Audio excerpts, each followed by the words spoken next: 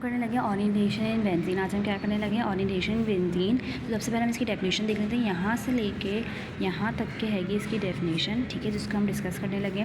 The effect of first substituent, ठीक है ना, on an incoming electrophilic reagent is called substituent effect और orientation in benzene. ठीक है, सॉरी यहाँ तक के डेफिनेशन गलत मार्किंग कर दी मैंने, ठीक है। तो यहाँ से लेके बेसिकली यहाँ तक इसकी क्या है डेफिनेशन है, ठीक है।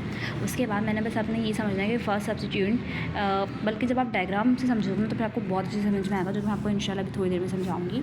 तो अभी आप सिर्फ इसकी डेफिनेशन लिख लो, ठीक है। उसके बाद इसकी एक्सप्लेनेशन की हेडिंग यहाँ से लगेगी कि जब एक इलेक्ट्रोफिलिक रिएजेंट वो रिएजेंट होता है जो कि इलेक्ट्रॉन का भूखा होता है, जो कि इलेक्ट्रॉन लवर होता है, ठीक है। इलेक्ट्रॉन लविंग स्पीशीज़ को हम क्या बोलते हैं, इलेक्ट्रोफिलिक रिएजेंट, ठीक है।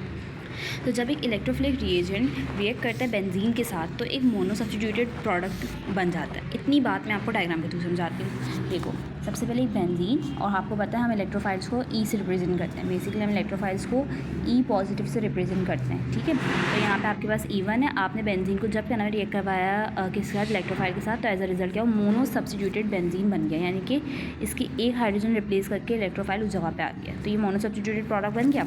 अब उसके बाद देखो क्या होगा, ठीक है। When second electrophile reagent is introduce to a benzene ring. अब जब सेकंड इलेक्ट्रोफिलिक रिएजेंट का आप इंट्रोड्यूस करवाओगे बेंजीन रिंग, तो it can be place at any of 3 isomeric position. तो वो किसी भी 3 आइसोमेरिक पोजीशन में से एक पे जाके लगेगा, या तो ऑर्थो, या तो पैरा, या फिर मेटा। आइए अब इसको समझते हैं। आपके पास मोनो सब्स्टिट्यूटेड प्रोडक्ट बन गया। अब आपने उसको पकड़ा, उसको दोबारा से क्या नाम है इलेक्ट्रोफाइल के साथ रिएक्ट करवाया। अब वो इलेक्ट्रोफाइल, अब ये जो ये है ना, ये अगर ये ऑर्थो पैरा डायरेक्टर होगा तो ये उसको ऑर्थो पैरा वाली पोजीशन पे भेजेगा, ठीक है। तो as a result ortho product और पैरा प्रोडक्ट बनेगा। अगर ये मेटा डायरेक्टर होगा तो ये क्या करेगा, ये उसको मेटा वाली पोजीशन पे भेज देगा। तो इन शॉर्ट ये अभी E2 है, ठीक है। तो अब अगर क्या नाम है ये E2 पे लगाएगा तो ये ऑर्थो प्रोडक्ट बनेगा। अगर यहाँ पे लगाएगा तो ये मेटा वाले प्रोडक्ट बन जाएगा। अगर यहाँ पे लगाएगा तो